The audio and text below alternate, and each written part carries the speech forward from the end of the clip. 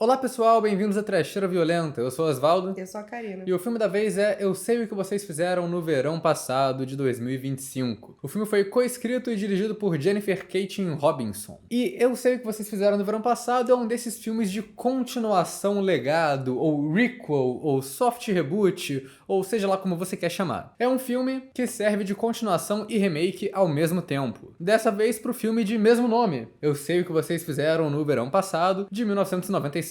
E pra começar esse vídeo bem, já vamos dizer que eu não acho o filme original grandes coisa. Aí você tirou as palavras da minha boca, porque eu acho o filme mais sem graça do mundo. É um slasher muito água de salsicha, desses slasher adolescente que foi feito exclusivamente pra ir na onda de Pânico, só que sem o comentário metalinguístico, sem o carisma de Pânico e sem as mortes, né? Porque Pânico é um filme bem gráfico. Eu Sei O Que Vocês Fizeram no Verão Passado, acho que nem acho um filme ruim, é um slasherzinho ok, mas ele não tem nenhuma morte muito memorável, não tem um assassino muito memorável. A única coisa que eu acho que carrega esse filme é que ele tem um elenco bem anos 90. Isso é um mérito que a gente tem que dar, porque eles foram muito espertos. Porque eles pegaram uma história sem graça, mas botaram 4 das maiores celebridades da época, que é basicamente o elenco de Scooby-Doo, mais Ryan Phillip. E te falar que é um filme que, de memória, eu acho muito difícil diferenciar ele de Todo Mundo em Pânico, porque tem muita coisa que eu não lembro mais o que é dele e o que é paródia. Eu posso te ajudar.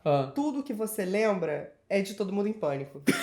Então, assim, o original já não é grandes coisa, e eles ainda vão lá e metem um remake saudosista que trouxe os atores principais de volta. É o remake saudosista pra ninguém, porque ninguém tava com saudade. Talvez seja a continuação legado mais broxa que eu já vi, que o filme lançou e até teve algumas críticas, a maior parte negativa, assim, na internet, mas no geral passou muito batido. Só se fala de outra coisa. Os caras tentaram atualizar esse filme pros tempos modernos, tentaram colocar pautas recentes, tentaram fazer comédia, que o primeiro filme não tinha muito, mas também tentaram levar a sério ao mesmo tempo e fazer um slasher mais grotesco. Basicamente, se o filme original só existe pra ir na onda do Pânico, esse reboot só existe pra ir na onda dos reboots e continuação do Pânico, porque ele tenta muito simular a mesma dinâmica daquele filme. O problema é que Pânico é uma franquia sobre personagem. Esse filme não, cara. Ninguém se importa. Ai, porque a Julie... Quem é Julie? Foda-se! O resultado final desse filme é bastante constrangedor e eu acho que ele deixaria David Gordon Green orgulhoso.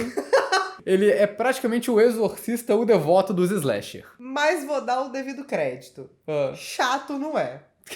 Depende, mas geralmente Antes de falar mais dele, vou pedir pra vocês se inscreverem no canal se vocês não forem inscritos ainda. Comentem embaixo se vocês assistiram Eu Sei O Que Vocês Fizeram no Verão Passado de 2025. O que vocês acharam desse filme? E deixem outras recomendações de filmes pra gente falar aqui no canal também. Se você gosta do nosso trabalho na Trecheira, então seja membro. Quando você é membro, você ganha acesso a conteúdo exclusivo, escolhe alguns filmes que a gente fala aqui no canal através de votações, tem acesso antecipado a certos vídeos quando é possível, e também apoia a gente, que é sempre bem importante, né? Então é isso e vamos pra trama geral agora. No filme novo do Eu Sei O Que Vocês Fizeram no Verão Passado, a gente volta pra cidade super memorável de Southport.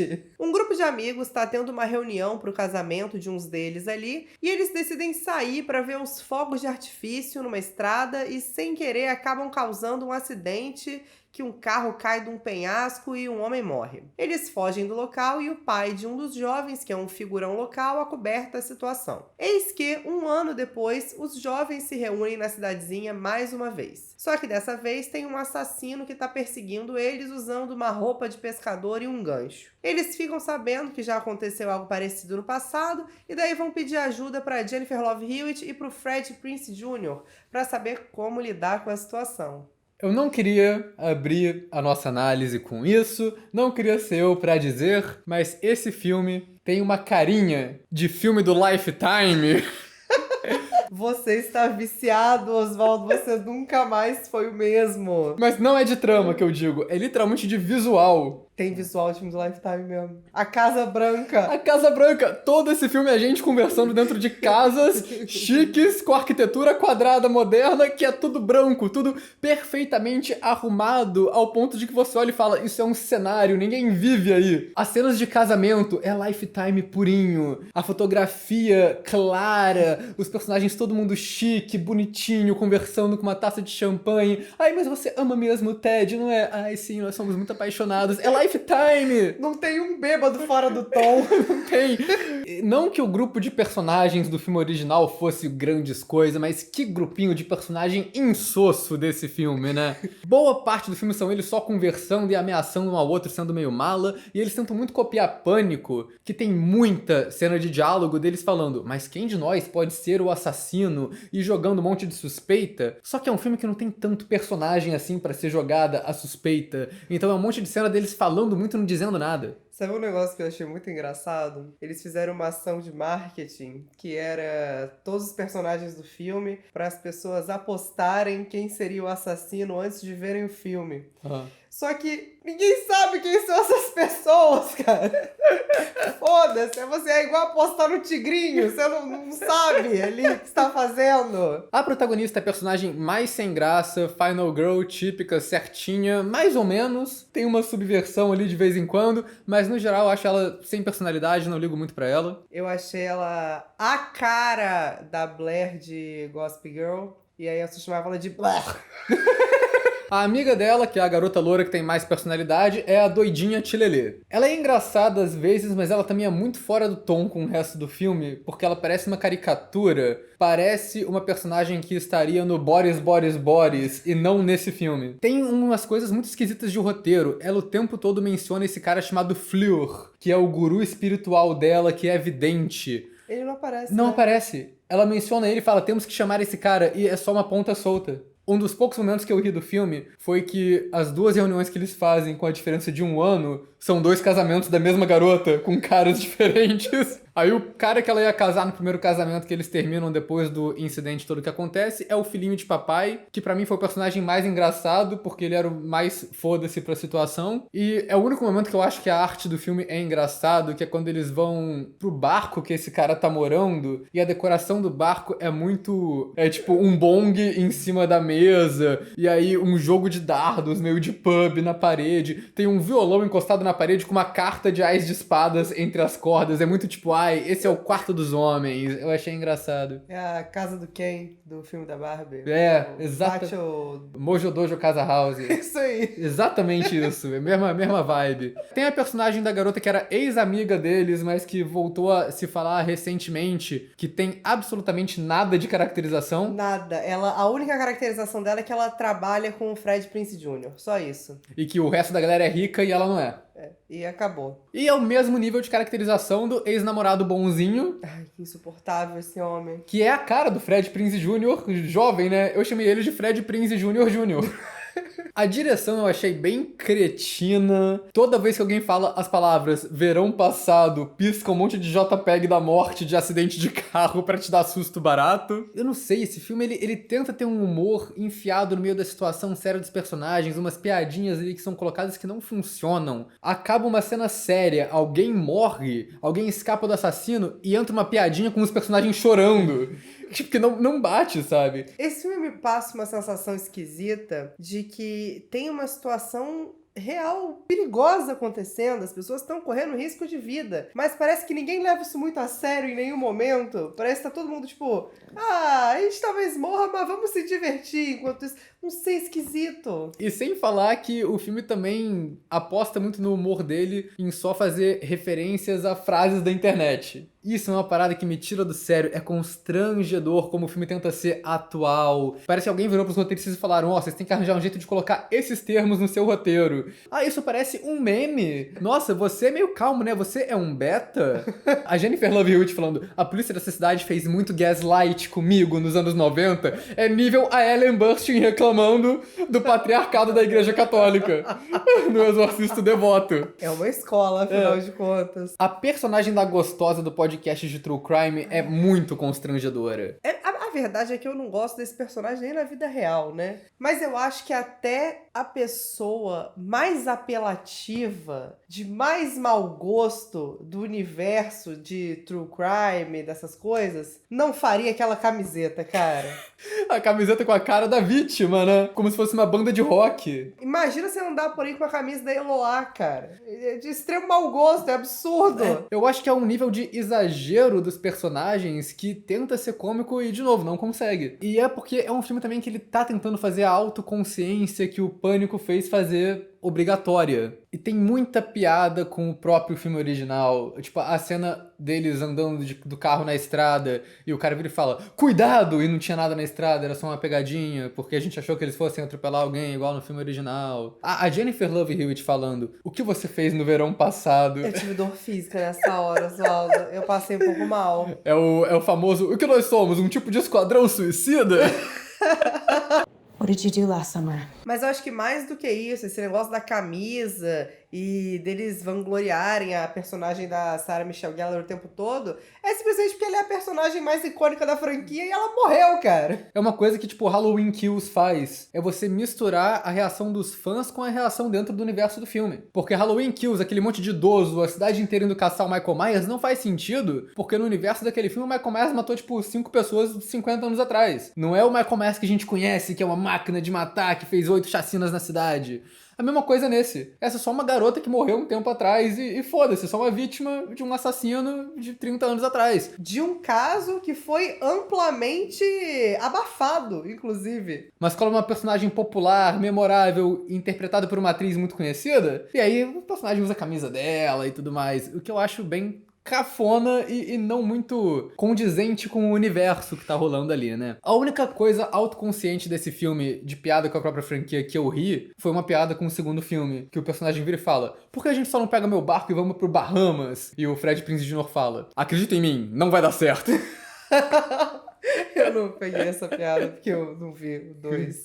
Triste. Vou pegar pra ver. Assiste, vale a pena. A trama desse filme é o tipo de trama que parece que foi escrita por inteligência artificial. É clichê falar isso, mas é porque se você parar pra pensar 2 segundos em qualquer cena desse filme, nada faz sentido. O acidente no começo. Até acho uma cena bem construída, porque o cara fica parado na frente do carro e o primeiro carro que passa é uma pista falsa, ele quase é atropelado, mas não é. Mas o segundo carro que chega é o que dá o acidente, porque ele vem do nada, muito rápido, numa curva. Mas a questão é, o cara tava muito rápido numa curva que já é conhecida como a curva do ceifador, então, tipo, ele já devia estar andando devagar ali pra não dar um acidente. Então o motorista tava errado de alguma maneira. E o lance é que os protagonistas, eles meio que... É um acidente, sabe? É uma parada boba. Eles criam muito caso em cima de uma parada que não era pra ter. No primeiro filme, eles que atropelam uma pessoa e vão realmente ser culpados ali. Então eles jogam o corpo fora. Nesse filme foi um erro honesto. Eles estavam no meio da estrada, o cara foi desviar, bateu o carro, eles tentam salvar o cara e não conseguem. E não tem motivo pra nenhum deles sair de assassino nessa situação. Cara, não tem motivo pra nenhum deles não ligar pra polícia. Sim, porque, cara, mesmo que a culpa do acidente foi deles, eles podem só, tipo, pô, beleza, a gente chamou uma ajuda aqui pra tentar salvar o cara que tá vivo ainda e inventar alguma coisa, tipo, a gente parou pra ver os fogos e o cara assustou, tipo,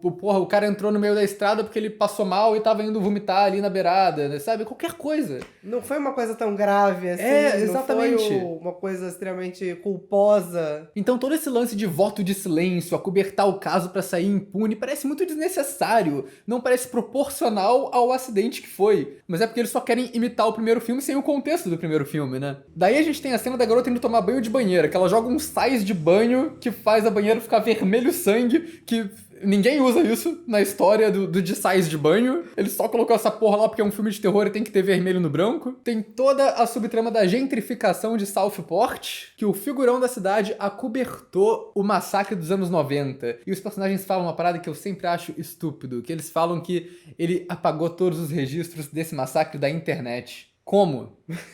Como ele fez isso? Ele é o dono da internet? Nem Nissinho Fale conseguiu fazer isso e ele tentou muito.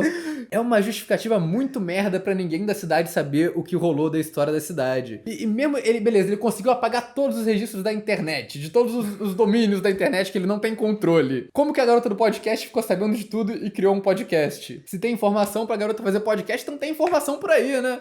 Sei lá, cara. Eu acho que até o conceito do figurão negacionista não faz sentido, porque tu imagina que quando os amigos do filho dele começam próximo a morrer e o filho dele é uma das pessoas que tá na lista da morte, o cara vai parar de ser negacionista e vai começar a investigar, mas não. Eu acho que ele não gostava muito do filho dele, não, cara. O cara é mó merdeiro, só dava dor de cabeça. Bom que já resolve. Mas pra mim, a minha cena preferida de nonsense desse filme é que quando os personagens vão no cemitério procurar sobre o garoto que morreu, né? O assassino aparece, a garota vai fugir do assassino no cemitério, ela corre e vê que o portão tá fechado. Aí ela vai se esconder ali dentro do terreno do cemitério, né? Por acaso, é um armazém que é um depósito de alegorias e decorações do primeiro filme. É um terreno muito específico, que é metade cemitério e metade aqueles armazém que tem na zona portuária aqui do Rio, que tem todos os carros alegóricos de escola de samba fora de época. É isso. Só que é do assassinato, bem ali do nada, que ela entrou por acaso. É uma falta de noção espacial, do que o filme só tá esperando que a galera vai esquecer que ela tá no cemitério quando ela entrar nesse cenário novo aqui, sabe? Mas sabe o que faz menos sentido ainda? Os personagens legado. Eu posso te contar um negócio? Eu não sabia que o Fred Prinze Jr. tinha sobrevivido. Eu descobri ontem. Sobrevive no cinema. o 1 e o 2. Mas a Jennifer Love Hewitt e o Fred Prinze Jr. voltam. Os dois estão péssimos nesse filme. É inacreditável. Os personagens já não eram lá grandes coisas no original. E aqui eles não só são igualmente sem personalidade, como as atuações parecem que eles estão competindo pra ver quem consegue ter menos emoção. Cara, mas eles devem ter recebido um cheque bem legal pra fazer esse negócio, cara. Pra sair do conforto do lar deles pra isso, cara. Mas pra mim, não faz sentido nenhum o assassino legado nesse filme. Beleza, os personagens vão entrar em contato com a Jennifer Love Hewitt pra saber o que eles vão fazer. Agora ela é uma professora de uma universidade que dá aula sobre psicologia e medo, qualquer porra. É a mesma lógica da Ellen Burstyn no Exorcista Devoto. O que caralhos ela vai fazer? No que ela vai acrescentar no objetivo desses personagens? Não é o Ben Willis que voltou dos mortos, não é o mesmo assassino com o mesmo objetivo. São casos diferentes que têm alguma similaridade ali. Mas a Jennifer Love Hewitt não sabe quem é esse assassino. Ela não sabe do que ele tá atrás. Então não tem motivo nenhum pra chamar ela nesse filme. Toda a motivação do assassino de Eu Sei Que Vocês Fizeram o original é extremamente pessoal. É um negócio pessoal, passional, que não tem legado, maluco. Não tem sentido. E aí ela procurar a Jennifer Love Hewitt pra ajudar a lidar com essa situação, cara, era mais fácil ela ter procurado um professor de Krav Maga que resolveria melhor do que a Jennifer Love Hewitt falando: realmente, esse cara vai matar vocês. Fica ligado aí, dorme de olho aberto. Porra! E ela meio que não contribui e não faz nada por uns 95% do filme. O Fred Prinze Jr., ele tem um pouco mais de presença, porque ele é o chefe de uma das personagens, então ele interage um pouco mais com os jovens, mas eu achei muito engraçado a cena apresentando ele como se ele fosse o Quint do Tubarão, que é a reuniãozinha da cidade, todo mundo falando sobre o assassino das antigas e do nada ele para a reunião, porque ele é o veterano, expert em assassinos da região. Eu vou te falar que me incomoda muito a tentativa desesperada de tentar fazer a dinâmica deles como se fosse o Dewey e a Gale Weathers. Não vai ser, cara. Não tem história, não tem carisma, não tem relevância, não tem romance, não tem torcida, não tem chips e manca. E pra gente falar mais sobre esse filme, sobre suas viradas extremamente previsíveis e a identidade do assassino e tudo mais, a gente vai entrar na Spoiler Zone agora. You've just crossed over into the spoiler zone. E vamos falar um pouco da parte slasher do filme, que ele é vendido como mais violento que o original, o que não é muito difícil, porque o original é um filme que deixava muito as mortes. Sabe que filme que é mais violento que o original? Todo Mundo em Pânico. Tem uma fratura exposta na perna da garota. Mas ainda assim, tipo, esse filme ele tem algumas mortes legais, mas não senti que também tem nada grandioso. A primeira morte do arpão, do noivo da Lourinha, eu achei legal. Mas depois da morte do arpão, é só morte genérica. O que me surpreendeu foi que o boy interesse romântico morre rápido no filme. Geralmente esse tipo de personagem fica vivo até o final. E tem a cena também do outro cara que é assassinado, que é meio que a cena do primeiro Pânico, da Drew Barrymore sendo esfaqueada e gritando pelos pais dela, mas não conseguindo gritar, e eles não vendo a cena. Eles refazem essa cena meio que igual, só que com um cara no lugar da Drew Barrymore.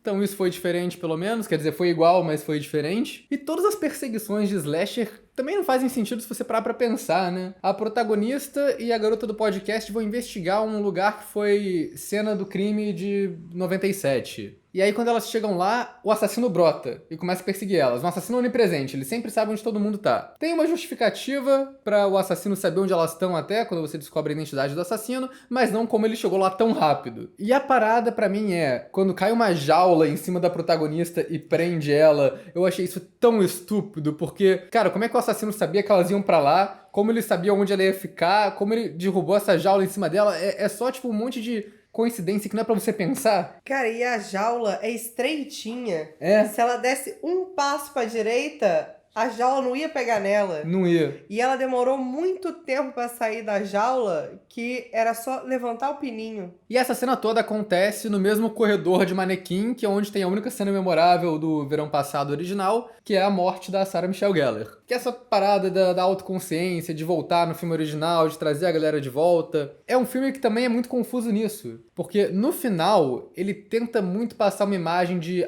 eu não dependo de nostalgia, eu sou anti-nostalgia. A personagem até vira e fala, nostalgia não é tudo isso, é superestimada. Então era melhor não ter feito o filme, né? É, porque ele é um filme que se sustenta só na nostalgia desse filme que já não era grande coisa. Ele só repete os mesmos elementos, os mesmos personagens. Os personagens literalmente viram e falam, a gente tem que explorar o passado para entender o que está acontecendo agora. E aí replicam um monte de cena. O assassino tem o mesmo modus operandi, tem o mesmo visual, inclusive uma introdução gloriosa e épica dele chegando com a música foda, o close na mão pra mostrar ele como se fosse um grande fanservice. Cara, e ninguém liga pra esse assassino. Se a gente fizer agora uma lista assim, vamos falar dos 50 assassinos mais icônicos do terror, a gente nunca vai pensar nele. E o pior é que conforme ele vai passando, o fanservice vai ficando mais safado, né? E aí a gente volta em Sarah Michelle Gellar. Muito destaque pra imagem dela ao longo do filme. Na camisa, na lápide lá no cemitério. Por um momento achei que ela fosse voltar dos mortos e que ela fosse ser a assassina do filme. De algum jeito ela sobreviveu e tá matando a galera agora. Eu até acho que seria mais interessante se fosse isso, mas acontece que a cena dela é outra. Que uma personagem lá da amiga lourinha secundária tem um pesadelo que ela conversa com a personagem, a fantasma da Sarah Michelle Gellar. Não vou reclamar, porque eu gosto muito da Sarah Michelle Gellar, a grande Buffy a caça-vampiros. Nessa uma cena ela atua melhor do que os outros personagens legados no filme inteiro. Cara, e ela é muito carismática. Como é que pode, né? A Daphne é a maioral mesmo, não tem pra ninguém. O único problema é que a cena termina com computação gráfica estúpida no final, com a cara dela virando caveira, né? Essa cena pra mim foi uma sequência de não acredito que isso tá acontecendo. E é uma cena que não acrescenta em nada no filme, tá lá só pra Sarah Michelle Gellar voltar de alguma maneira e fazer o fanservice. Cara, mas num filme que se sustenta única e exclusivamente em nostalgia, apesar dele ser um pouco confuso em relação a essa mensagem, acho que funciona. De pataquada por pataquada. A melhor cena do filme. É. Você viu a cena pós-crédito? Vi. Que volta a personagem do segundo filme, que você não entendeu, né? Não entendi. O pior ainda é que eu acho que o filme no meio que não tem trama. Porque não tem muita investigação que os personagens fazem. Na verdade, a investigação que eles fazem não leva nada a lugar algum. Eu sei que eles tiraram aquele pastor do cu.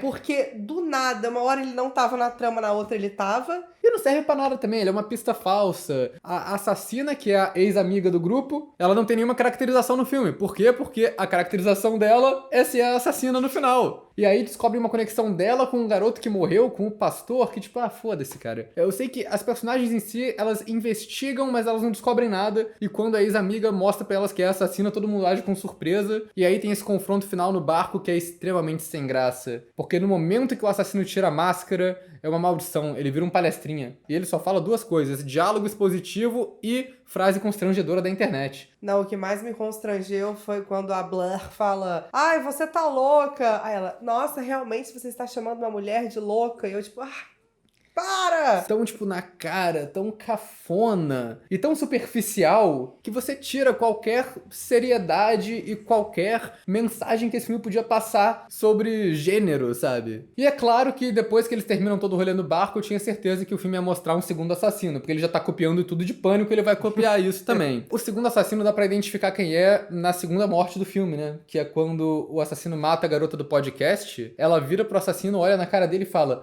você... com um pequeno problema, que a garota do podcast só conhecia a protagonista e nenhum outro personagem do filme. Então a gente já deduz que pra ela ter ficado surpresa com a identidade, tem que ser algum dos personagens legados que ela tava investigando. Ou o cara bonzinho, que ela conheceu no carro, Mas que se fosse também...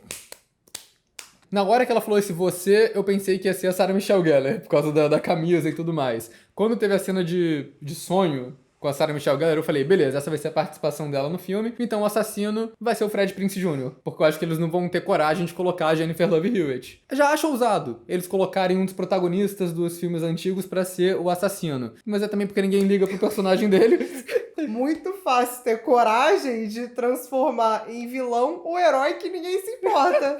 Cara, eu até falaria que, nossa, os fãs de Eu Sei Que Vocês Fizeram no Verão Passado vão ficar muito nervosos com a gente, mas eles não existem. E assim, Crazy Joe a beça, né? Com certeza. Nossa, os dois. Eu nem acho que a atuação do Fred Prinze Jr. muda tanto assim pra ser um Crazy Joe, porque ele continua sem muita emoção. Não, mas a menina Crazy Joe A menina total. Crazy Joe total. Pra quem não sabe, Crazy Joe é um termo que a gente inventou no Boneco do Mal 2, que tem literalmente um personagem chamado Crazy Joe, que depois que revelam que ele é maluco, ele começa a atuar maluco, mas antes ele tava normalzinho na trama. E a Jennifer Love Hewitt descobre que ele é o assassino do jeito mais idiota de todos, que ela joga o nome da garota ex-amiga assassina no Google e acha o site do bar do Fred Prinze Jr. falando: oh não, eles têm uma conexão, ela trabalha pra ele. Mas ela já sabia disso. Exatamente, porque ele já tinha falado isso pra ela. Ele falou, uma delas trabalha comigo, uma garota de boa. Ai, gente, não dá. Não dá! E tem o gancho pra continuação mais preguiçoso que eu já vi, que eles não mostram a assassina voltando. Só tem um diálogo de uma garota virando pra outra e falando: aliás, a assassina sobreviveu. Outra fala: pois é, e rola créditos. Cara, tudo nesse filme me passa uma imagem mental de uma sala de reunião no estúdio e as pessoas falando: galera, estamos ficando sem franquia, a gente tá com essa opção aqui do Eu Sei Que Vocês Fizeram no Verão Passado. Como é que a gente pode fazer essa história voltar? Pô, não dá, porque o vilão é meio merda, o vilão é meio específico. Mas toda essa situação aconteceu por uma casualidade, não é um padrão. E aí eu consigo ver eles tendo uma ideia merda em cima da outra e as pessoas, não, muito bom, arrasou, isso aí. E virou isso, sabe? É um tipo de filme que ele grita filme corporativo que foi feito muito calculado pra tentar irritar no TikTok, colocando frases prontas de internet e que aconteceu o efeito contrário, porque tá todo mundo odiando esse troço, porque é uma merda, é uma zona. Então, Cax, depois desse constrangimento todo, qual categoria você coloca Eu Sei O Que Vocês Fizeram no Verão Passado 2025? Putz, é difícil, né? Pra mim não é muito difícil, eu coloco como constrangedor. É que eu acho meio trecheira também. Cara, é porque apesar de eu ter passado, sei lá, a última meia hora falando mal do filme, eu me diverti. Foi uma bobeirada, assim, uma bobajada que passou rápido, assim. Falei, legal. Eu vou de trecheira, eu acho que é trecheira. Ok, e é isso.